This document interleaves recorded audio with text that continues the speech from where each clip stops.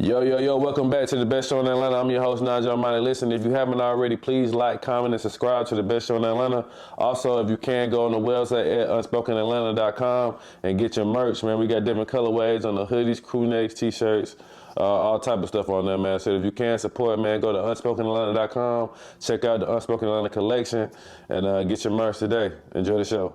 I think a brand that could branch off into anything is a powerful brand, right? Which is why I'm saying, all right, we might start a podcast, but what if Nigel wanted to get into real estate?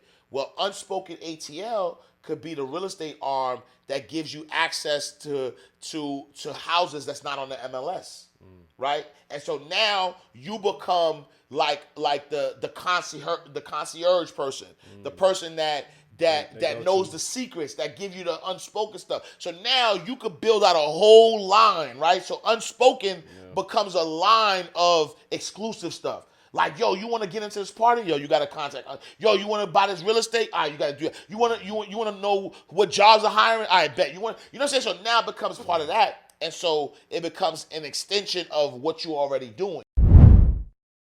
Hey, Nigel. Did too hard, bruh. Super honored, man. Shout out Nigel. Shout out everybody here. Shout out Unspoken. We in the A. Shout out to my boy Jeter. That's what we drinking on, Jeter Readers. Make sure y'all get y'all some Jeter Reader, man. Hit my boy up. For real. All right, y'all. Welcome back to another episode of the Unspoken Atlanta podcast. I'm your host, Nigel Armani, and today, man, we got a very special guest, man. Ash Cash, one of the best entrepreneurs, one of the best storytellers, authors, most selling book author. Yep. So yeah, man, my guy, Ash Cash, how you doing, brother? Man? Appreciate you. Thank you for having me. Nah, thank Long you. time coming. We supposed to be making it happen. So I'm glad I'm on now. Everything happened for a reason. I agree. That's how I look at it, man. How you doing, man? Tip check. Yo, I'm good, man. I'm blessed. You know what I'm saying? School started. Yeah. Kids out the house. Yeah. 2025 has been a special year, So I don't know. I just feel like there's an energy. Like I don't know what's coming next, but I just feel like there's an energy of like something big, something good is about to happen. So I feel great. I appreciate that. Yeah, man. Life has been good, man. On my end, blessed, man. Happy to have you here, man. Been these last 3 weeks been very good for me, man. Been able to. I've seen you twice at a podcast summit and at Invest Fest. Yep. So I've been able to go there. I guess master is try to take advantage of the opportunities that was given, these last 2 weeks. So I got a lot of information, contacts, got to see you a couple times and a couple other people. So, yeah, man, I've been blessed, man. Everything been good, though. That's good. But, yeah, man, I wanted to, I got a lot of questions, bro. Just from the start, man. I know you, I watched a couple podcasts that you've been on with Social Proof and a couple other people in EYL. Yep. So I know a little bit of your background as far as like banking and stuff like that, and then getting into becoming an author. I really want to, with this show, we try to give advice and try to like inspire people, but also try to like give people backgrounds. But then at the same time, like originally with this show, we started as a relationship talk. Yeah. And then when we made this side, we started talking about entrepreneurship and starting to get into that. A lot of unspoken things going on in Atlanta that's not really talked about. Yeah. So with that being said, though, I want to at least go back from the beginning as much as you can, as far as like going into banking and entrepreneurship, but then like transitioning into becoming a author. Yeah, man. So, I mean, I'm just a kid from Harlem, man. I grew up in New York. I'm from Harlem, NYC, home of the Hustlers. Yeah. So I kind of grew up. I was raised by hustlers, by drug dealers, to be 100% honest with you. And I've been an entrepreneur all my life, though. So 8 years old, I was packing bags at the local supermarket. 12, selling mixtapes and T-shirts at 125th Street. To helping people fix bikes. I've always just been entrepreneur. In fact, that's how I got the name Ash Cash, because I was always like trying to figure out how to get money. You know what I'm saying? I think I want to say around 15, 16 when Joe Biden and all these people did the mass incarceration thing. They wiped the OGs out of the neighborhood. People don't realize like what effect that had to us in the city, because that mass incarceration took out all of our OGs. And I don't glorify the streets at all, but at the same time, there was an order in the streets. You know what I'm saying? Like kids, adults. Like there was a respect level. It was like organized chaos, if you will, at the same time. But what ended up happening is when everybody, went to jail, you got kids who it's the Wild Wild West. So a lot of my friends joined gangs. One of my other friends in particular started selling drugs. And he was at 15, like one of the kingpins, if you will, in the neighborhood. So now this is my guy that I grew up with. So I'm watching him get all the girls, get all the money. I said, I want to do that right there. You know what I'm saying? And so I was tempted a little bit to get into the drug dealing stuff and wound up. My sister was she was a assistant manager at Blockbuster Videos at the time. We don't got them no more. They don't got those though, but you know what I mean? So she was an assistant manager, and I want to say I was 17 at this time. And I was really considering, hustling. So I told my sister, I'm like, yo, I'm about to go get a pack. Yeah. And, we had an argument. It wasn't a fist fight, but it was heated. Mm-hmm. And she was like, yo, if I could get you a job. She was really focused on my mom. Come on, grew up in a single parent home. Mm-hmm. And so my mom, she worked hard to make sure we didn't have to play the streets or whatever, but it still wasn't enough. You know what I'm saying? And so my sister was like, yo, what if, what's mommy going to think, right? She's like, if I get you a job, would you not hustle? I said, I bet, do that. In my mind, I'm thinking, I'm 17, ain't nobody going to give me no job. Long story short, she actually was able to pull a favor, got me a job at Blockbuster. I started at 17. And I think that started the trajectory of who I am today. Mm-hmm. Because through working at Blockbuster, I then was introduced to like different ethnicities, white people, black. Like I knew, obviously I grew up in the hood, so I knew black and Hispanic, but white people I only were like connected to them through authority. Like they were either my teachers or police officers. That's it. Mm-hmm. But now these are the people I'm mainly serving, and I'm having conversations with them. They're telling me about their vacations and how they live, mm-hmm. and I'm like, nah, this sounds different. You know what I'm saying? I'm used to, yeah. So this opened up my mind a little bit and just got me to a point of just really just thinking about what life could be beyond the hood. Divinely, one of the, so I wound up getting, becoming an assistant manager at Blockbuster Videos. And one of the other assistant managers was working at Chase Bank at the time as a teller, and she was a assistant manager. And so Chase was hiring. So she was like, yo, they hiring. I was at Blockbuster 2 years at this point. I'm 19 years old. And I interviewed for Chase because in my mind, I said, I'm assistant manager already at Blockbuster. The only thing I could do is store manager. And I'm like, I don't want to do that. Mm-hmm. So I said, yo, let me just open up and just see where the banking world could take me. Did that at 19 years old. And I did, and it was the rest is history. Did everything in banking from teller, personal banker, private banker, branch manager. I was a CEO of a credit union, one of the youngest CEOs of a credit union. Decided to volunteer to teach financial literacy or whatever, and I fell in love with just teaching people about money. And I was like, yo, that would be so dope if I could just make money doing that. Mm-hmm. Somebody made a suggestion and was like, yo, you should write a book, because if you write a book about how to manage money, you can now get paid to sell your book. You can speak, you can do that.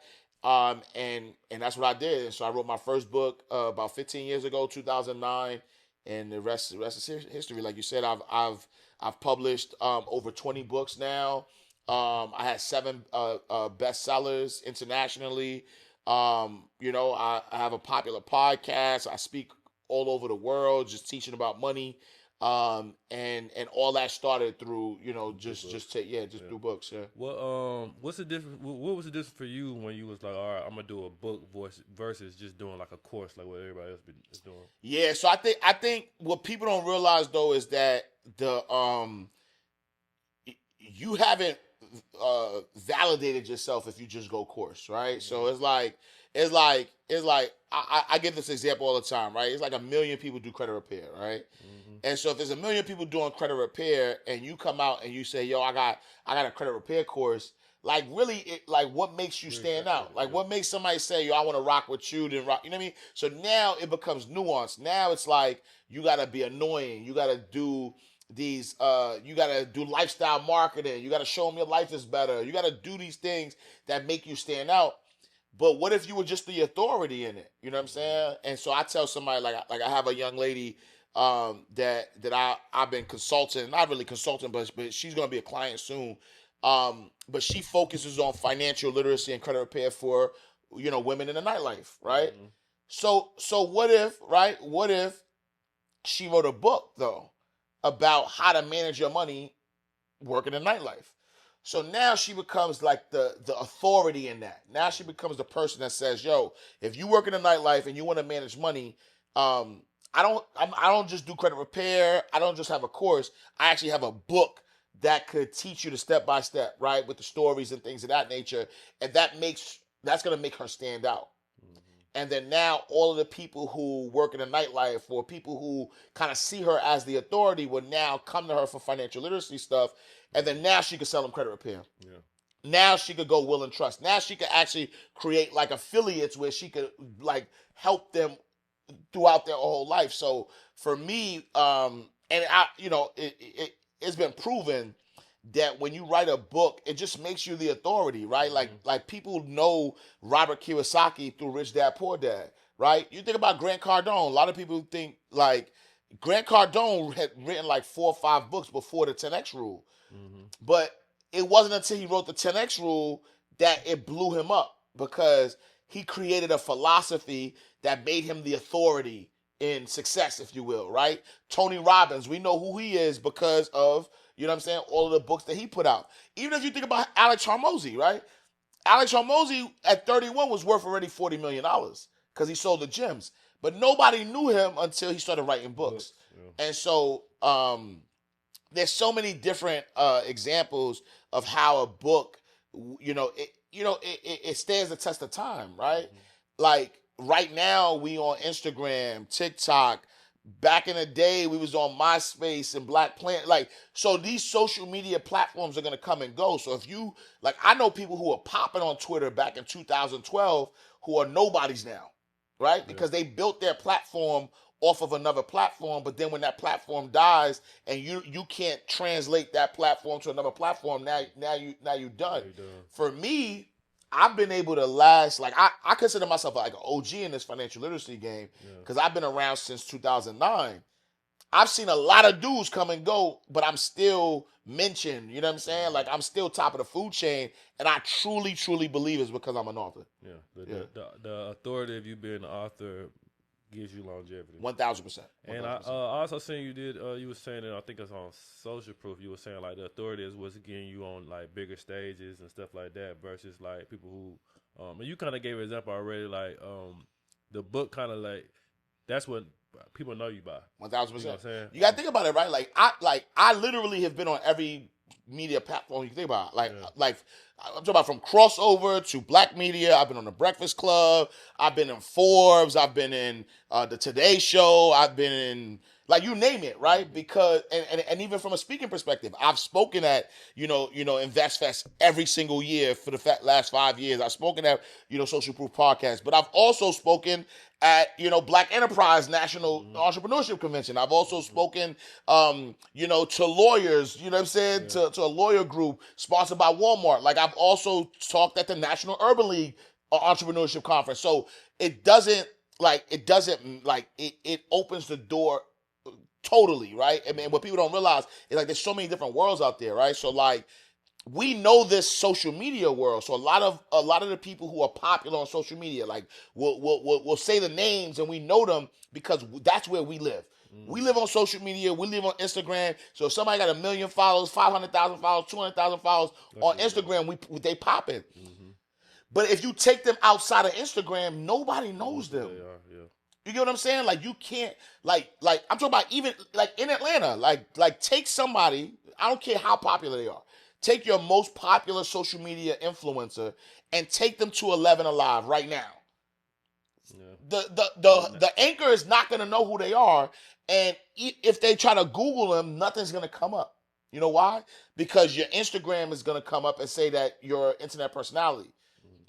Take me to 11 Alive right now, and even if they don't know who I am, if they Google me, guess what's going to happen? All my books are going to pop up, right? I'm validated. It's almost like books are almost like, damn, why don't I know you? Yeah. Right? Like they feel bad that they don't know you because when they Google me, all my pictures are gonna come up, all my books are gonna come up, Audible's gonna come up, Amazon's gonna come up. Like all of these validated places are gonna come up because I'm an author. I got you. So pretty much, your advice, everybody depending on, it don't matter what venture you're in, you should put a book. You should add that to your If you got breath in your body and you are in any type of commerce and you're trying to help, like you should. If you're a dog groomer, if you groom dogs, you should have a book on how to groom dogs, right? Okay. Because again, at the end of the day, I'm making it so like trivial because I need people to understand that, right? Like if you're a dog groomer and you go and you're going to these different neighborhoods trying to get people's business, right? Why would they even deal with you? But imagine if you call somebody and say, "Hey," or I'll give you even one better.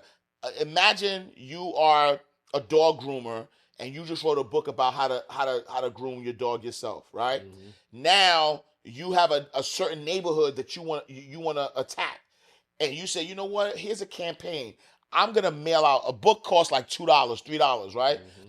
I'm gonna find a subdivision, and I'm gonna mail one book to all of the people in that subdivision because I know that 90% of them have dogs.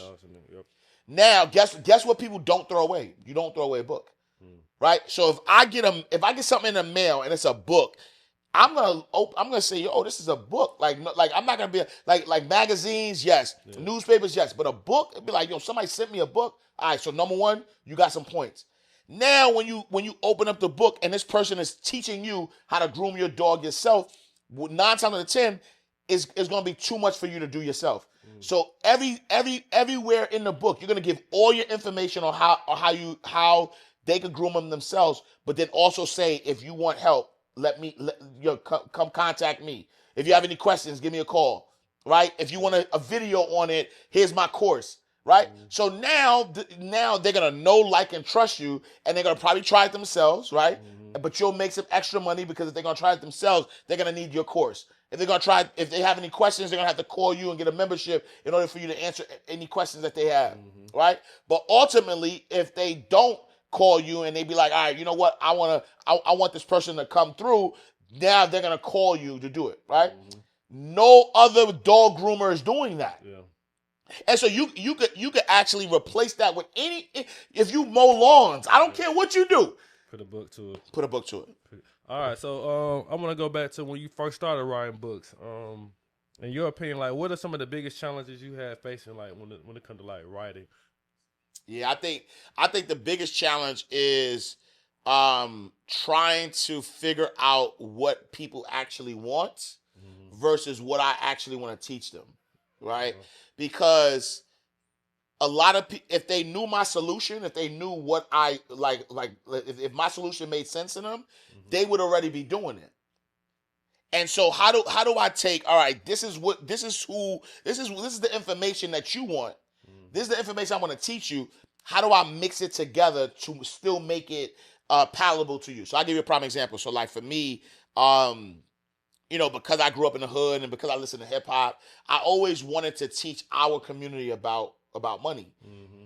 But I'm like, all right, if I teach you about credit, if I teach you about money management, if I tell you wills and trusts and all that stuff, you're probably not going to listen because that's not in your radar to start with. Mm-hmm. So I started what I like to call hip hoponomics, where I knew people listen to hip hop already. And so I said, all right, how do I take what they're listening to already and mix it with financial literacy? And it happened in 2017 when Jay-Z put out the 444 album. 20% of that album was him cheating on Beyonce. But because it was the most scandalous, the elevator and all that, everybody focused on that. It was like, yo, he cheated on Beyonce, the elevator. This is why Solange beat him up, blah, blah, whatever. See if you're going to talk about it. But 80% of it was, yo, don't go to the strip club, right? Because if you go to the strip club, you should get your credit, like stop throwing money in the air, right? Get your credit right. Yo, stop fighting over the neighborhood you don't own, right? Become a homeowner. He was talking about wills and trusts. He was talking about starting a business, merrily. He was talking about multiple streams of income, merrily eating off of streams, right? Mm-hmm. So he's teaching all that. So I said, you know what? Since this is a popular album, people are listening. All right, let me take his album and let me teach you financial lessons through it. And that was the one thing that took me over the top. And so prior to that, like, my books, that was the hardest part, trying to figure out like, how do I mix the messages? But when, the old folks used to tell us, put the medicine in the candy. You know what I'm saying? Like, they're going to eat the candy anyway, so put the medicine in there. And that's what I decided to do. And so I got a book called The Wake Up Call. That's the 444 book.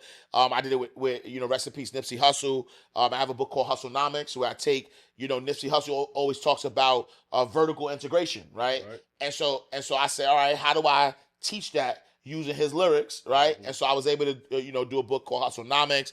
Nas, a lot of people don't realize that Nas, I think, is a billionaire through investing. You know what I'm saying? He don't talk about his net worth a lot, so you don't really know. If you Google it right now, it says 70 million, but that's impossible because he invested in Ring before Amazon bought it for $1 billion. You know what I'm saying? So I got a book called The Illmatic Investor. So I just been able to, mix what people are listening to already with what I want them to learn and put that together. But in the beginning, when I first started writing books, that was the most difficult part. Was the publishing part, is that the hardest part for you? Nah, I mean, I think that's the easiest part, to be honest with you, because I think when I started, it was tough, right? When I started, it was really tough to learn how to publish and things of that nature. But now it's so easy. You got, like all of these different big platforms have now created, their print on demand services. So you have Amazon with Kindle Direct Publishing. You have Ingram Spark. You have all these different platforms that allow you to, put your book on there. You have Spotify, who, owns Find a Way Voices. So now all of your audio books could go everywhere. So I think that's the easiest part. You know what I'm saying? I think the most difficult part is really that connection to the audience, right? Yeah. Because once you get the story out there, like, you can have I know, so I think one of the stats say that there are 11,000 book titles that drop every single day, right? Okay, but people still don't sell no books. So you could publish the book, but how are you going to sell it? You know what I'm saying? So I think the distribution part is easy, but you got to find, how do you connect with your audience? How do you get your audience to really know that you are him, you are her, and have them buy your product? I think a lot of things, and this piggyback off what you were saying, like when you first look at a book, the first thing that get your attention is the title of it. Facts, yeah. In your opinion, can you talk about the importance of like coming up with a title, a good title for a book? I mean, I know it's obviously going to change depending on your brand, but talk about the importance of like getting that title. Yeah, I would say getting a title is one of the most important things you could do. So I'll use this example. I'll relate it to like social media, for instance, right? A lot of people don't know that if you want your social media to blow up, you have to hook them in the first 3 seconds, right? So when you do something, or when you post something, if you don't hook them in the first 3 seconds, they're gonna go past it. So you got to catch their attention the first 3 seconds, and then the next 20 seconds or so is going to determine whether they keep watching to the end, right? And so as it relates to books, it's the same thing. The title is your first 3 seconds. You got to hook them in the first 3 seconds. And then your subtitle is the rest of the 20 seconds to see if they're going to stay on. So it's like, if I start a reel and say, hey, my name is Ash Cash, and, I'm a 15-year banking executive and I write books, somebody's going to be like, I don't care about that, right? But what if I started the same reel that says, hey, what's up? Look, these are the top 5 reasons why you're not making no money. Yeah, they're gonna pay attention. Now they're gonna pay attention, and then now after I say these are the top 5 spots that you serve money, I'm gonna say, look, a majority of people who go into business lose their business after 5 years, blah blah blah blah. And if you wait to the end, I'm gonna tell you how you can solve that. But before I do that, my name is Ash Cash, and I do da da da da. Right? That's like that formula will get you to people watching your stuff, sharing your stuff, saving it all day. Same thing with a book.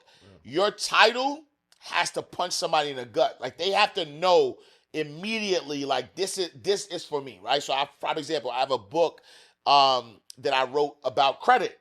It's called What the FICO, right? And so every time somebody hears that, they automatically know what I'm talking about, right? Because it's like it's a play on WTF. You know what I'm saying? It's witty, it's fun. What the FICO? Okay, bet. Now the subtitle, 12 steps to repairing your credit. So now when somebody reads the title, they're like, what the FICO? Okay, this is about FICO. This is about credit score.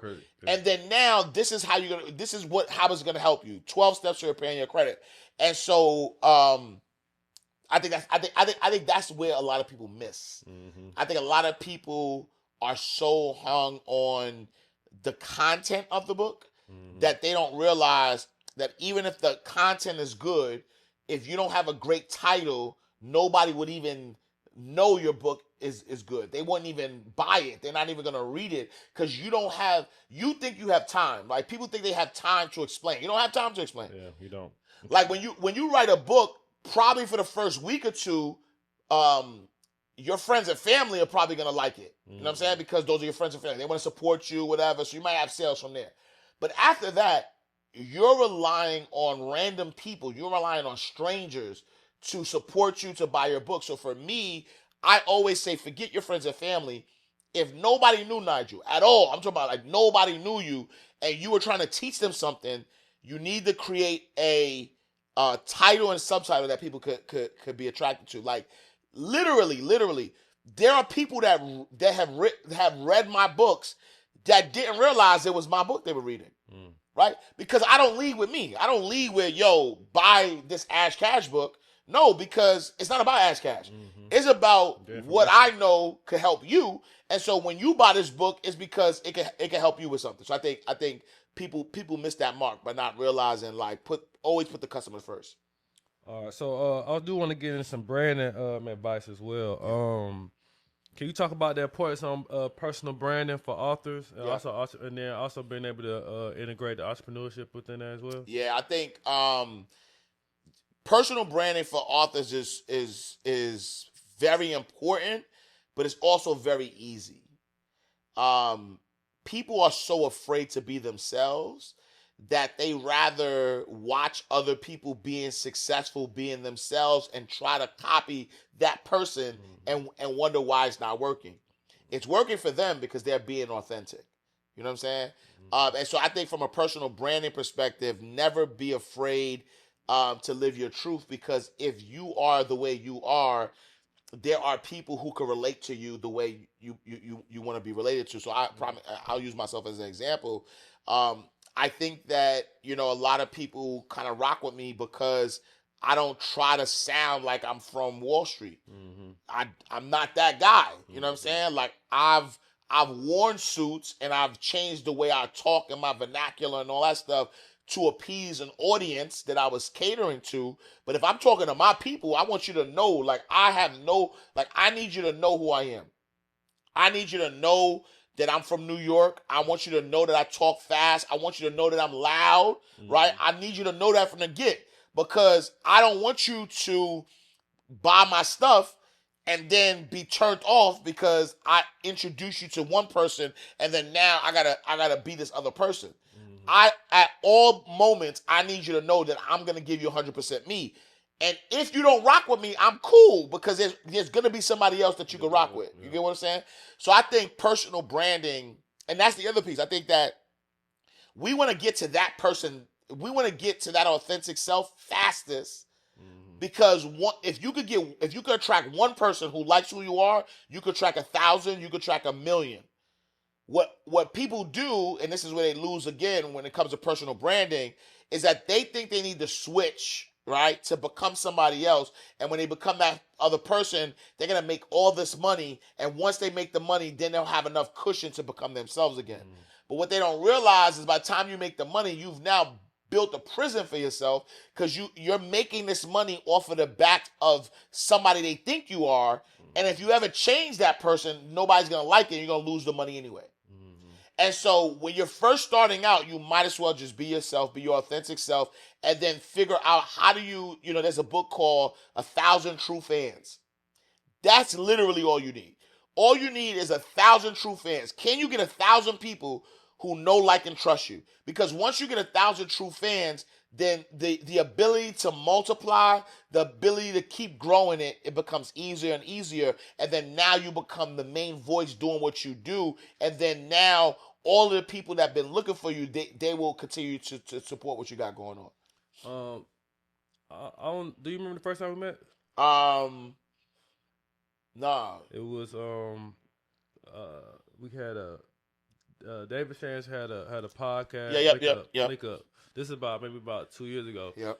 And I'm looking around. I'm really like seeing like everybody like come together and just looking at everybody's stories. Like everybody kind of doing the same thing. It's more so of like they all have their own like communities. Yeah.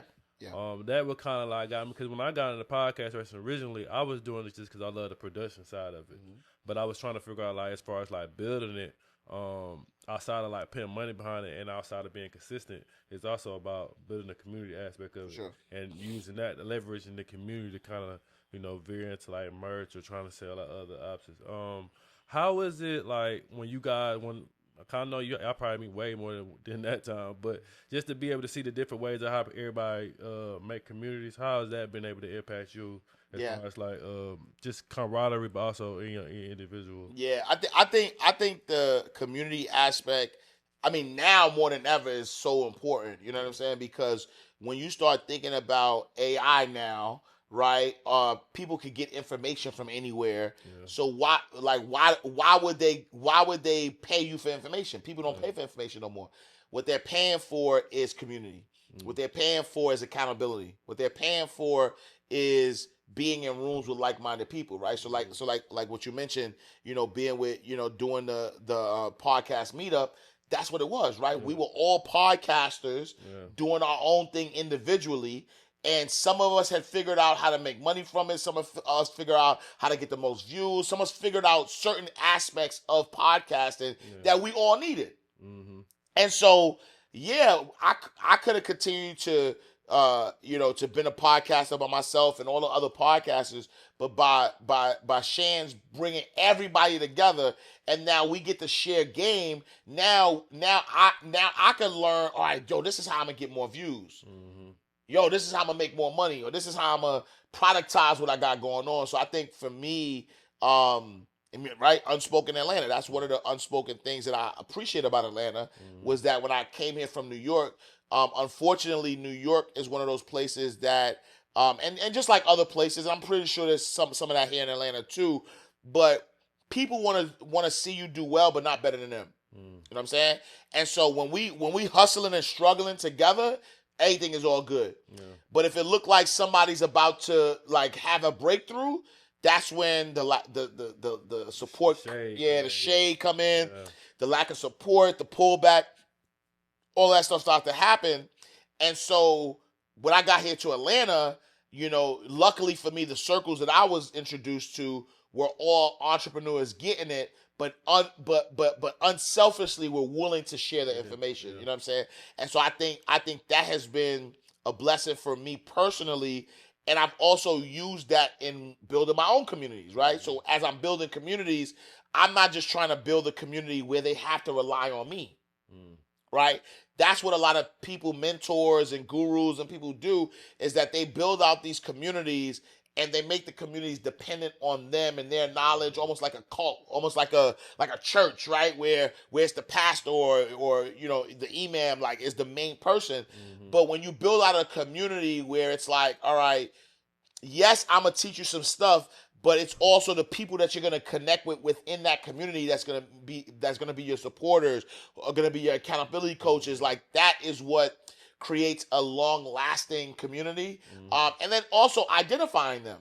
You know what I'm saying? So, like, if you watch my podcast, Inside the Vault, I call the people who watch Inside the Vault insiders. Yeah. So I say, all my insiders. So now they self-identify. So now, I see somebody be like, I'm an insider. You know what I'm saying? Because they know that's what I call my people who watch the show, right? You think about EYL, right? Like, Earn Your Leisure, their group, EYL University, like, their people called earners. Like, I've literally, like, been places and people run up to me and be like, I'm an earner, I'm an earner. You know what I'm saying? And so it's important that when we're building community, the community has to be, it can't be connected to a person. it has to be connected to a movement, that they're part of the movement, right? So like y'all see I got the AC on, right? So what happened was, this was my logo in the beginning, right? It was Ash Cash with the infinity sign. But I talked so much about abundance, and I have this. It's actually on the back, but it says abundance is your birthright. It's a trademark term that is the core of what I teach. Right? I don't care what your religion is. I don't care what if you believe in God, then all the scriptures say that you're made in the image and likeness of God. So if you're made in the image and likeness of God, and God is infinite possibilities, then you are infinite possibilities. That means you should not be struggling. Right? Abundance is your birthright. Like, God has promised you abundance as soon as you're born, right? And so now what I said was, man, I don't want people just wearing my logo and only, it's not only connected to me. So now this AC stands for Abundance Community. Right? And so if you wear this AC, you are part of the abundance community. You're part of the tribe that believes that abundance is their birthright. Literally, I was at Invest Fest, and I saw a few people with a sweater. It was my sweater that said abundance is your birthright. They had no idea. Yo, I swear, bro, I had this one girl was like walking by me, she didn't know who I was. And I said, oh, that's a dope sweater. She was like, oh, thank you. And I'm like, yo, she don't even know. That's the best part, though. It's the best part. Yeah. Because at the end of the day, again, I'm not building it as for me. Yeah. So it say abundance is your birthright. She got the AC on the side. Like, she's rocking something that I created, but I didn't create it for me. I created it for the community as a movement. And that's what happens when something becomes bigger than the person, it becomes a movement, right? Steve Jobs is dead. But guess what? Apple still is Apple because he created a movement. He created something that can live beyond him. And I think that's what we should all be building, a variation of that. And so even within our podcast, there should be a variation of building products and services that live beyond you, right? Unspoken ATL. That's like that to me. When I hear that, I hear the behind the scenes, right? I hear, what's happening, right? So imagine having, Unspoken ATL, all of the history that happens in ATL that people don't talk about. Nostalgia. You know what I'm saying? Like, so now you have that. Now you could create, like imagine if you wanted to get into real estate, right? And so I like to do this. I think a brand that could branch off into anything is a powerful brand, right? Which is why I'm saying, all right, we might start a podcast, but what if Nigel wanted to get into real estate? Well, Unspoken ATL could be the real estate arm that gives you access to houses that's not on the MLS, right? And so now you become like the concierge person, the person that knows the secrets, that give you the unspoken stuff. So now you could build out a whole line, right? So Unspoken becomes a line of exclusive stuff. Like, yo, you want to get into this party? Yo, you got to contact us. Yo, you want to buy this real estate? All right, you got to do it. You want to know what jobs are hiring? I bet. You know what I'm saying? So now it becomes part of that. And so it becomes an extension of what you're already doing, right? And so that's when I look at brands, that's what I look at. I look at like how do you put the main message underneath something so that you could create, right, what Nipsey Hussle talks about, vertical integration, right? When people talk about multiple streams of income, a lot of times people think horizontally, like I'm gonna start all of these different businesses horizontally, but Nip said, nah, let's go vertical, which means that if my main thing is hip hop, how can I add all of these businesses vertically into what I'm doing, right? When somebody asks me who I am a financial educator. That's my main thing. And my vertical integration is how do I get that message out? Well, as a financial educator, I write books about financial education. I do podcasts on financial education. I have affiliate programs on financial education. I do interviews on financial education. So everything I do is all vertical, connected to that one thing, but it allows me to create multiple streams of income. That's dope, man. My next thing I had for you was going back to the podcast, and what got you into podcasting originally? Yeah. And then how has that been able to help you expand the brand? 1000%. So I shout out to the vault too. Man. Yeah, appreciate you. So I started. I used to do radio actually in New York, for about 4 years, and I mean, what got me into like the media in general was when I wrote my book. I knew that if I get on magazines, if I get on other people's television shows and radio shows, that's how I could promote what I got going on. There wasn't really a platform I'm talking 09, right? Mm-hmm. So like 09, there wasn't really a platform. There was like Blog Talk Radio, but people having their own podcasts wasn't like popular. You know what I'm saying? And so if you wanted attention, what you had to do is go to where the attention was. So I used to actually write in a magazine called Don Diva magazine. So I used to write for Don Diva magazine. I used to write for All Hip Hop magazine or allhiphop.com. And that was the way I was trying to get popular. When I started to do, when I got popular, I started to do like Hot 97, WBLS. These were the popular radio stations in New York. Every time I would go, they would invite me back. Right, because I got a certain energy. People, like the audience, would love like me talking about money. The way I talk about money was different, so I would get invited back over and over and over again. A young lady, Angela Harden, who was the station manager at the time of a community radio station called WACR, she reached out to me and was like, "Man, I love hearing you talk. Would you want your own show?" And so I think 2014, I did my own show. On the community radio station. It was an FM radio station. The reach was like about 2-3 million people. And I was like, hell yeah, let's do it. And so for 4 years, from 2014 to 2018, I had the Ash Cash show on the radio. And that's when I started to take the audio and podcasting started to become a thing. I would put it out as a podcast. Fast forward, my family and I was traveling for work a lot. Kids were getting older. My wife was like, you know what, I think we should move, and she's always wanted to move down south. And so we were looking at Charlotte and Atlanta as like two locations. Came to Atlanta and was like, yo, this is where we need to be. Moved down here in 2018. And I sort of like stopped doing a podcast in general because it wasn't really a podcast. It was the radio show because I moved. At the time, I want to say, now comes 2019, a mutual friend connected me with Rashad, Bilal from, Earn Your Leisure, cause Rashad's a hooper, I'm a hooper. And so a mutual friend connected us and was like, yo, he had some questions or whatever. So me and Rashad connected before they launched, the podcast. And we were just talking because he was a financial advisor. I was a financial advisor. He was just, asking questions around, how to maneuver being a financial advisor and giving financial advice or whatever. So we had a great conversation. And then when they launched, when Troy and Rashad and the other, everybody from the team launched the show in 2019, I want to say I was one of the early episodes. I was like episode 26.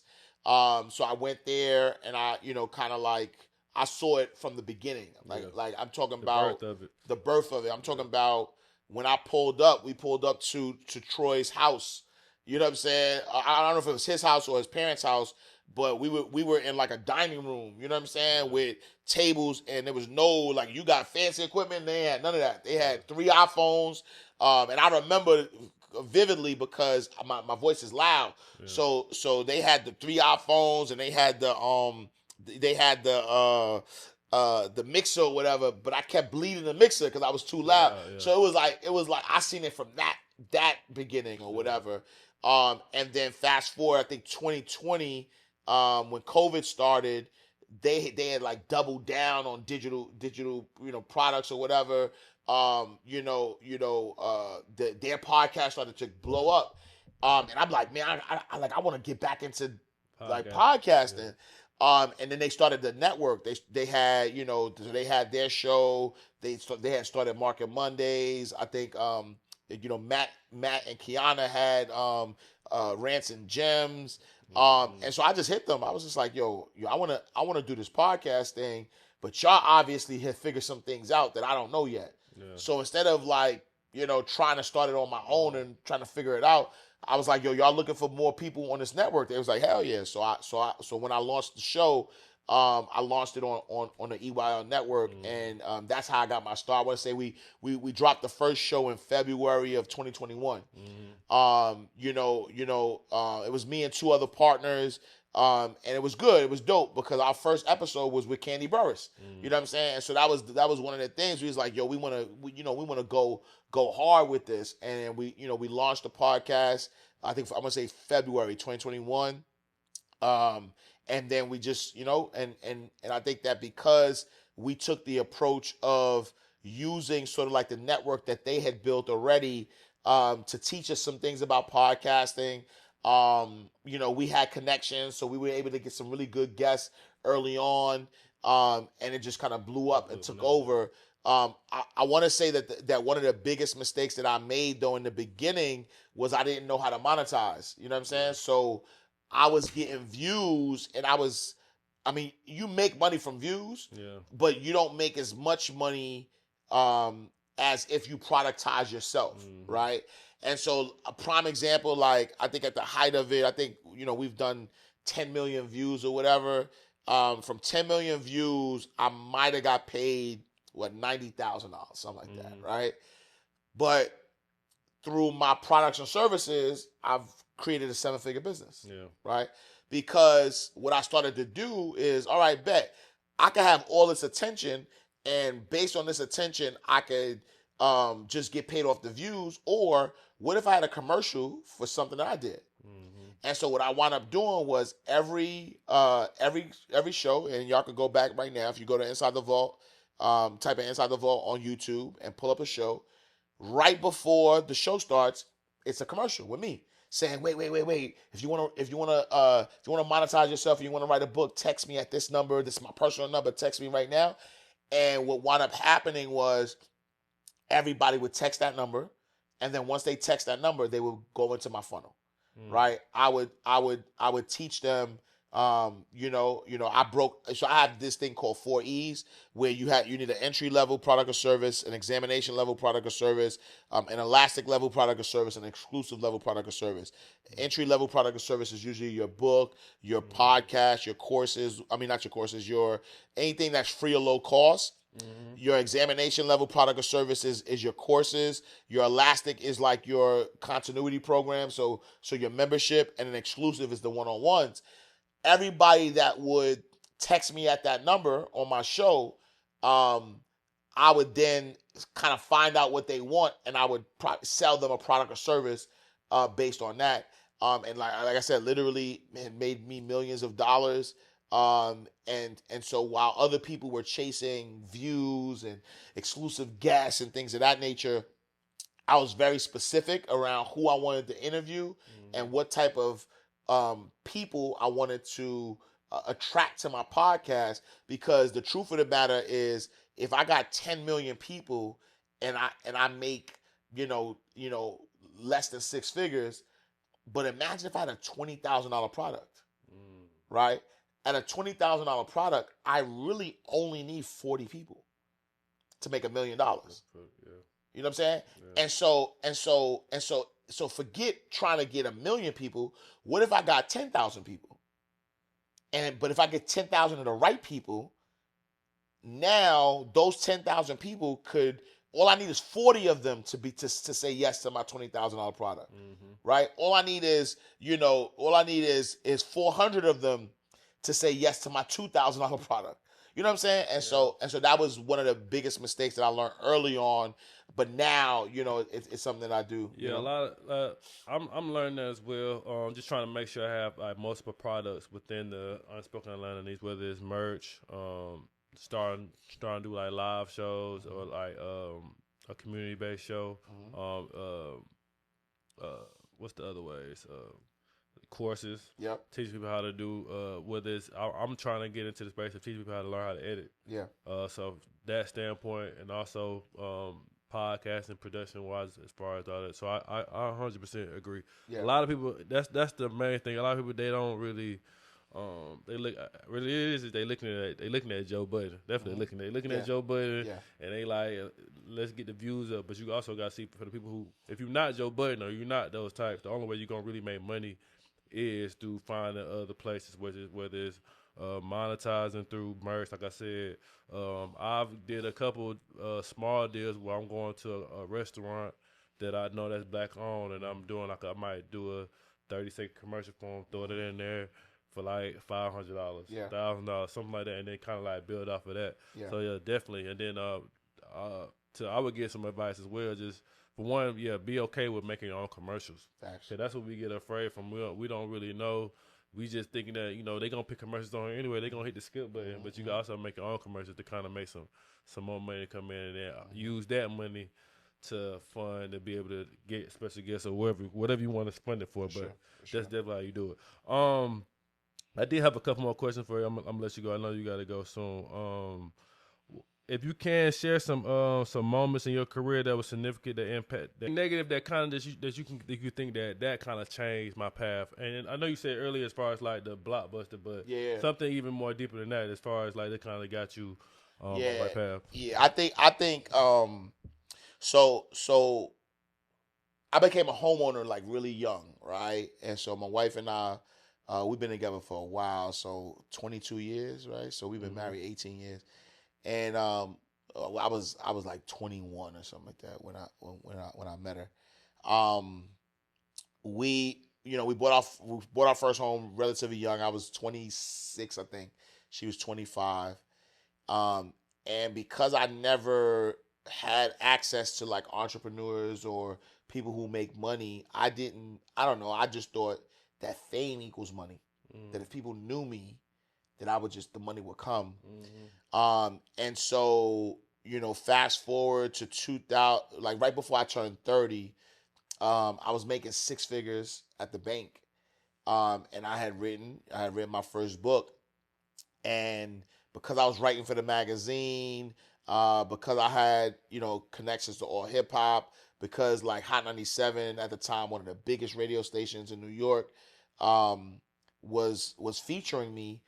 I was like, yo, I'm about to make it big. I'm about to make $1 million. And so I quit my job, at the bank. And I started going full time doing the book stuff. I think that first year I made about $60,000. And in the grander scheme of things, when you look at it, $60,000 as a first time entrepreneur might seem like a lot of money. Yeah. But when you already have a 6-figure lifestyle, it wasn't enough. Yeah. And so I remember almost going into foreclosure. Like it's the scariest thing ever. Yeah. To be popular and broke is like the most scariest thing, because everybody knows you, so they assume that you up. You got it, yeah. But now I'm going through foreclosure. People in my neighborhood, people looking at like, yo, what happened? Like, where you going? Blah, blah, blah. Foreclosure is public record, so people can look it up. And I think that was one of the scariest moments for me. And it was embarrassing. My daughter was 2 years old at the time. And it was embarrassing pulling up to my driveway with a sign that says for sale, not knowing how we gonna eat. A father, like married, like it was embarrassing. And then having to go out and pretend like everything is okay. You know what I'm saying? That moment in my entrepreneurship journey taught me to never rely so much on your physical labor. That was what changed everything for me. This is why I got 20 books. This is why I productize everything. Literally, if I did not put out another podcast at all, I make so much. I got over 200 episodes. So I make so much money off of residuals that just come off of views, off of book sales. Like, I've created things that does not require me to physically be here in order to make money. And that's the beauty of entrepreneurship. That's the only way to sustain. If your money, whether you work a 9 to 5, whether you're an entrepreneur, if your money is reliant on you having to wake up and physically do something, you've created a job for yourself. You do not have financial freedom. Financial freedom comes in when you change your relationship with money. Instead of working hard for money, money has to work hard for you. You know, and I want to say that, like me almost losing my house, we wound up not losing it because I wound up just going back to work. Yeah. You know what I mean? I went back to work, was able to save the home, and it, you know, it was a great part of my story. It was a lesson that I needed to learn. So even now, as an entrepreneur, I'm never just doing stuff the one time. Like anything I do is because I want to do it. Like I don't have to do it at this point. It's because I want to do it, but I also know that everything that I do feeds into something I got going on, right? Like even right now, people watching this episode, some people have never heard of me before ever in their life, right? And so not everybody, but some people are going to go and say, let me check out, he got 20 books. Let me go check out what books he got. And so even me being here, and just doing what I love to do. Like I love to share my story. I love to teach. I love to connect with people. Just doing what I love to do is still going to be financially rewarding for me because I've created an ecosystem of products and services that if somebody hears me and they want to learn more information from me, they don't have to contact me. There's things out there that exist already that they could actually go back to. Yeah. I do want to keep back to the origin of this whole channel. I kind of asked everybody at least one relationship question, just to see what they thoughts. But you married young.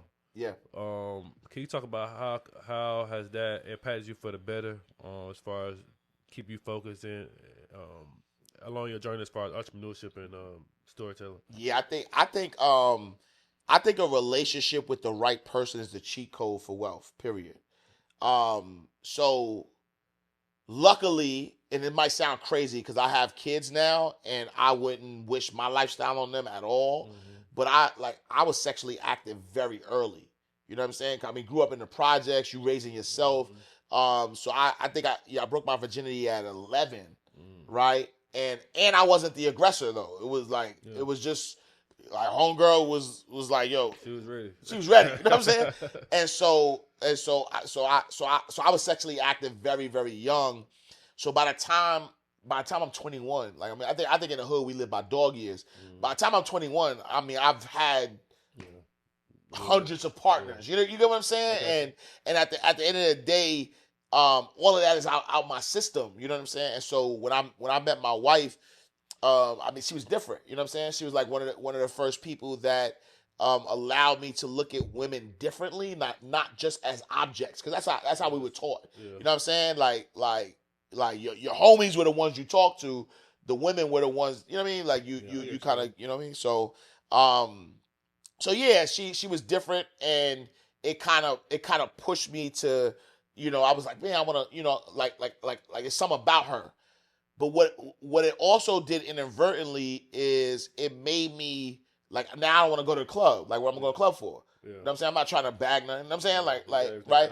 So now it allowed me in my 20s actually to laser focus on success. Yeah. So while all of my other friends were out in the club, they was chasing women, I already got the woman that I'm locked in with. So now all I'm doing is locking in on work. I'm locking in on work, which is why I've had a lot of successes, right? So I'm 44 right now. At 44, I've done things that people in their 80s haven't done. You get what I'm saying? And, even when I look back at some of my friends who are now in their 40s, like locking in, or even guys I meet that in their 30s locking in, I'm like, yo, I've been there, done that, because I'm not, I wasn't, out looking for nothing. You know what I'm saying? So I think, I think that's the cheat code. When you think about anybody who's made billions of dollars, even, I'm not saying what happens to them after they make the $1 billion, right? Because a lot of them divorce after that for whatever reasons, right? And I think them got a wife though. Yeah, but like 99% of them have a partner that was there in the garage with them, who held, who held them down, who, as they were focused, they was the support system, if you will. So I think that's a cheat code. I think that anybody out here who's really looking for success, it got to be the right person though, because the truth of the matter too is that I've seen a lot of people try to prematurely lock in with the wrong person, and it does the opposite for them from a success perspective. They were on a good trajectory, but because they locked in with the wrong person, now their life is going downhill. So it has to be the right person. But I think with the right person, that support system could really like help take your relationship and your business to the next level. Okay. Do you have any future projects or goals that you got going on coming up soon? Yeah, so I think right now I'm like so locked in on publishing. You know, I'm at I call this my Jordan era, right? And so I came out the game. I wore 23. I got some championships. I did a lot of amazing things in entrepreneurship. I took myself out the game a little bit, kind of calmed down, enjoyed the fruits of my labor, if you will. But I'm ready to go back in. I'm ready to go back in, wear the 4-5. You know what I'm saying? You know what I'm saying? But the other piece of it though is I want to go back in with a new number. I want to get some more championships, meaning I'm gonna write some more books. I want to get some personal success, like do it for me. Yeah. But then I also want to help other people do what I've done.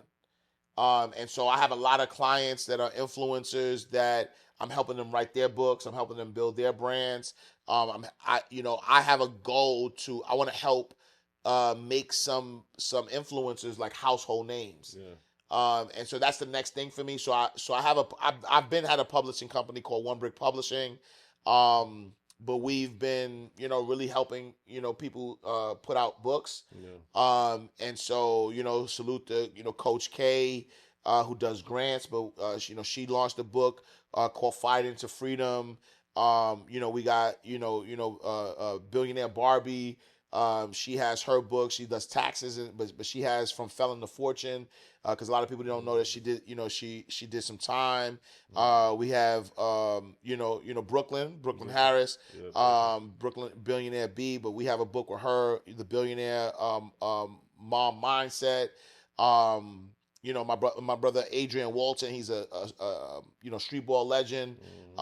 They used to call him A Whole Lot of Game, so he has a book out now called Whole Lot of Game. My brother Red. I've helped him put out his book called Unfiltered. I'm pretty sure there's more out there, but I think ultimately, my brother Neo got a book called The Foundation. I'm trying to get him on next, man. Yeah, you know what I mean. So like he's definitely like what he has done in this entrepreneurship space. He doesn't talk about it a lot, but what he has done in the entrepreneurship space is phenomenal. Yeah. And what he's been able to do with the money he's made, but then give back is just kind of crazy. So we put that in a book. So he has a book called The Foundation. But I think ultimately my goal is that I want to continue to help people who have powerful voices. I want them to amplify their voice even more, make some more money for them. But when I watch Alex Hormozy make $100 million off of a book launch, my goal is just to help somebody sell millions of books. Mm-hmm. I'm not competing, right? And I'm not saying that I wouldn't be able to do 100 million, but that's not even my thought process right now. Mm-hmm. Like right now, I want to become the next Simon and Schuster. When you start thinking about these big publishing houses that all the celebrities and everybody go to release their books, I think Simon and Schuster is a 100-year publisher, right? I have my publishing company be 15 years. Why can't in the next 5 years, 10 years, I become the main publisher for books? But not just books, but learning how to monetize. So that's really my main goal. Is really just doing that. But then also, I got a new show that I just dropped. So I still have Inside the Vault with Ash Cash, which is doing well. That's my money mindset show. We talk to entrepreneurs. But because I've released so many books, what I didn't realize in releasing these books is that a lot of my books are behind the wall. So our brothers and sisters who are incarcerated, they got nothing but time. So a lot of them read your book. Yeah. And what I was realizing, and a lot of cats was coming home, and they would like find me, whether they'll hit me up on Instagram or they'll see me at a conference or whatever, and they would just be so grateful for the ability. They'll be like, man, I read your book while I was inside and helped me. So I wanted to be more intentional. And so my brother Jay White and I, Jay White's the king of government contracting. We started a show together called Crime Pays.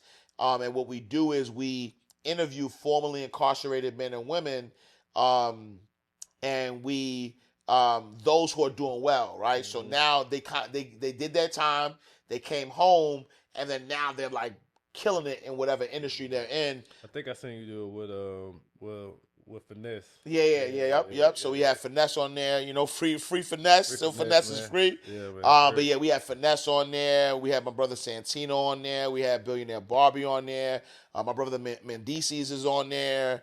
Red is on there. So we have some my brother Mecca the Don is on there. So we have a lot of powerful people, right? Mecca the Don does all of the videos for people in Atlanta, right? Little Baby, you name him. He does all the videos. He's a director, but nobody knows that he had, you know what I'm saying, that he was behind the wall.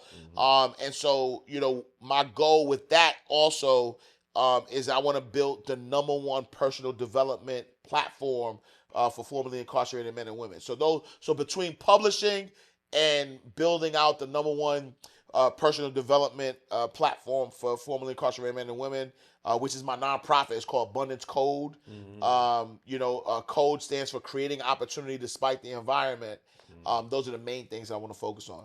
How do you maintain like balancing the creativity versus the business side? Yeah, that's a great question. A lot of people are afraid to. A lot of people want the limelight so much that they want to do everything themselves, not realizing that it's stifling them from being successful. For me, I only focus on what I'm good at. And I'm actually great at vision. Like I'm a great visionary, so I could visualize what needs to be done.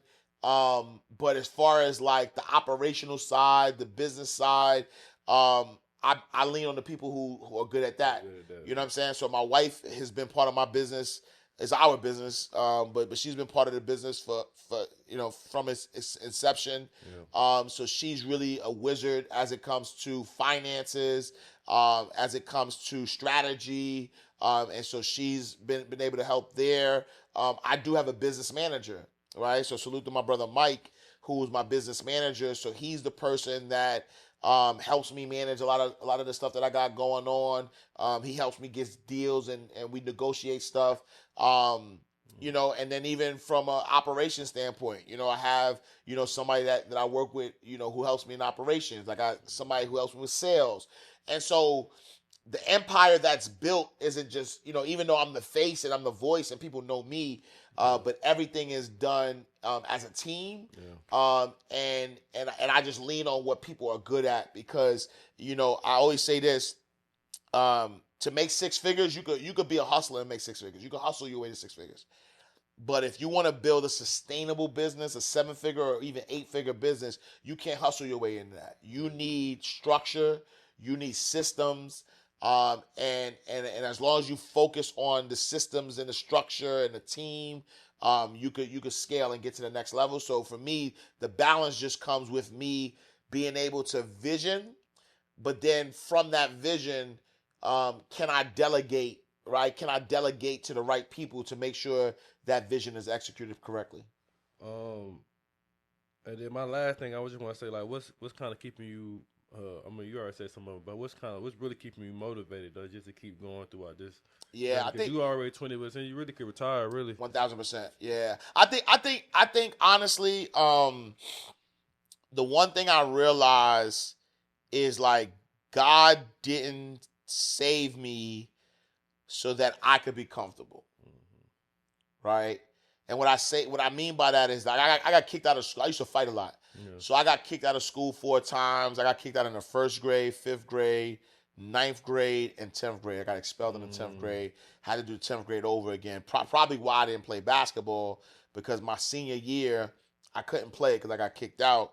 And so I wound up getting a job, and that's why my life went in a different direction. I probably would have still been hooping, or trying to hoop had that not happened. But again, God had bigger plans.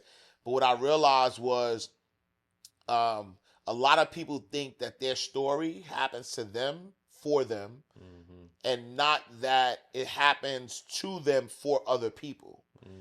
And so what keeps me going is that I still got breath in my body, that God still got me here. And so I know that I don't have the right to hold back my story. I'm just a vessel. I don't have the right to hold it back from other people who hear my voice, who need me, right? I use this example a lot about Amazon. If you buy something from Amazon and it says that it's going to be delivered in 2 days, you expect it to be delivered in 2 days. The driver who's about to deliver your package does not have the right to pull up to your house and say, you know what, I don't feel like dropping this off. Or you know what, I don't like the way the box look. Or you know what, I don't know, why did he even order this? I'm not dropping this off. They don't have the right to do that. Because their job is to deliver the package. Even if the package is in their possession. Even if it's in their possession, they still don't have the right to hold it, to not give it to you because it's your package. And so that's a metaphor for your story. Your story is the package. Even though the story is in your possession, you don't have the right to hold that story back. You don't have the right to tell somebody, well, it's not ready yet, or I'm going to wait until I do this. Or no, you have that story, so you have to give it. So what keeps me motivated is just knowing that I was one mistake away from a felony. Like I could have, I've done so much stupid stuff that statistically I should have been dead or in jail. But again, God had grace for me, and I will never take advantage of that. I will never kick my feet up and say, yo, I'm good now, so I'm going to chill. Nah, there's still young men and women who have a similar story, right? Yeah. Single parent home, youngest of 3, grew up in the hood, raised ourselves. They still have that story. And I want to be the example to show them that you can be, do, and have anything you desire, right? I have this saying that again, we're all made in the image and likeness of God, and so we are all greatness on display. God, like that's Nigel. That's the only thing that you are put on this earth to do is to display God. It's because you're made in the image and likeness of God, and so the only way you could display God is being the greatest version of Nigel that you could ever be. The only way I can display God is being the greatest version of Ash Cash that I could ever be. Right? I'm not competing against nobody because we're all different. But if I become the greatest version of me, I'm giving the other Ash Cashes permission to be the greatest version of them. And that's what keeps me going because I know that at any moment God could be like, all right, good job. I need you now. Yeah. Right? And so if I wake up and I got breath in my body, it's go time. It's still go time. It's go time. Yeah. Well, look, man, we can end here. I want to tell you personally, I appreciate you for pulling up, man. Yes, thank you for everything. Yes, anytime, look, I hoop as well. Yes, so sir. I'll pull up. Let me know. All right, let's go. Look, I'm gonna hit you, bro. We hoop. We get busy. I do. I hooped in high school and college as well. So okay, I was able to. I still got a little bit in me, man. All right, dope. Yeah, we'll get you out there. But I appreciate you, man. Listen, everybody, please make sure you follow Ash Cash. Make sure you go watch his show, The Vault. Make sure you go check that out. Check out his books. It's on Amazon. I think it's on all platforms that you can buy a book from. It's on Instagram is at Ash Cash. I am Ash Cash. I am Ash Cash. Yes, please make sure y'all subscribe to the channel. Also, for merch, I got an Unspoken hoodie on. Make sure y'all go to unspokenatlanta.com. Get your merch. We got different hoodie sizes, colors, all colorways, everything you need. Make sure you do that. We'll gladly appreciate that. We love y'all. We'll see y'all on the next one, man. Peace. Yes, sir. My pleasure, brother. Trying to figure out how to get money. You know what I'm saying? I think I want to say around like 15, 16 when Joe Biden and all these people did the mass incarceration thing. They wiped the OGs out of the neighborhood. People don't realize like what effect that had to us in the city because that mass incarceration took out all of our OGs. And I don't glorify the streets at all, but at the same time, there was an order in the streets. You know what I'm saying? Like